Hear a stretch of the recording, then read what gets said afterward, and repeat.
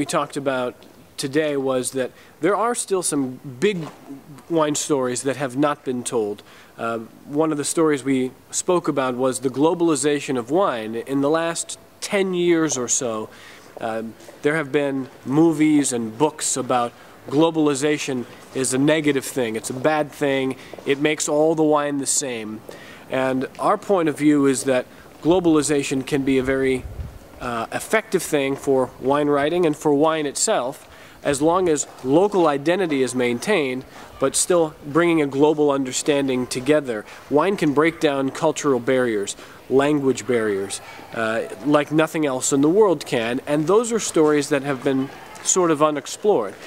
When it comes to other stories, I'm an American, so I have a different perspective. I come to Europe, and I'm very impressed and very emotionally moved by the many generations of history, the years of winemaking in the same family, because it's different in my country.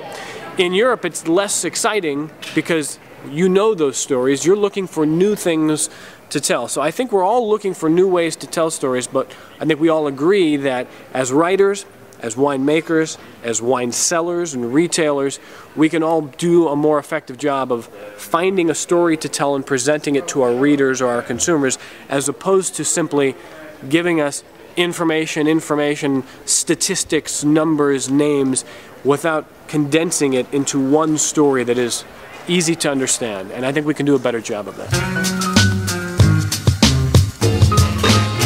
The easiest way for me to answer that question is to say that we can all tell better stories or more effective stories by looking for something different. And it sounds obvious. We all understand, look for something different. But very few of us do it. If you're a photographer, as we learned this weekend, if you're covering a big event, you're more likely to take a picture of exactly what everyone else is seeing. You see the same thing as everyone else. Sometimes it's best for us to turn around and look at the outside, look at the edges of the room, look at the parts of the story that no one else is seeing. You know, if I go to Dom Perignon, we all like to drink it, none of us can afford it. So maybe I learn about how they make the wine or how the wine ages, but those stories have been told.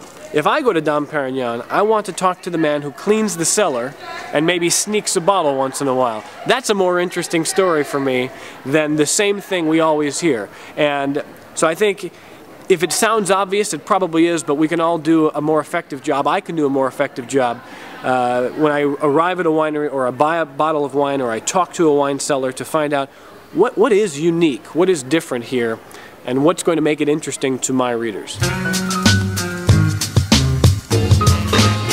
If you're a blogger, you can be specialized in a way that the big media, for lack of a better term, the glossy magazines, they can't be specialized like you. Even Decanter magazine or Wine Spectator, they can't be as specialized as a blogger can if you choose to be. I think the most effective blogs don't always have the biggest audience, but they have a very passionate audience because they are so specialized in what they cover, and they do it so well.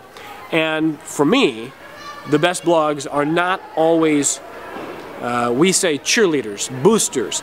We're not there to promote something. We're there to cover a region or a winery or a wine part of the country in depth. And we're going to do it very honestly. We're going to be honest when there's negative news, and we're going to be honest when there's positive news. And our readers will know that we are the most thorough way of covering something. Now, that may mean you have a smaller audience, but your audience is very strong. They rely on you, they appreciate the work you do, and you're giving them something they can't even get from the biggest publications, the big newspapers. It's the same thing for me with politics. In the United States, you have the big traditional media, but the best political coverage today are very specialized political blogs. They cover one state, one district, one race, as opposed to trying to cover all of the candidates, all of the races. It's the same thing in wine. We can be more specialized, and that can be a great value for readers.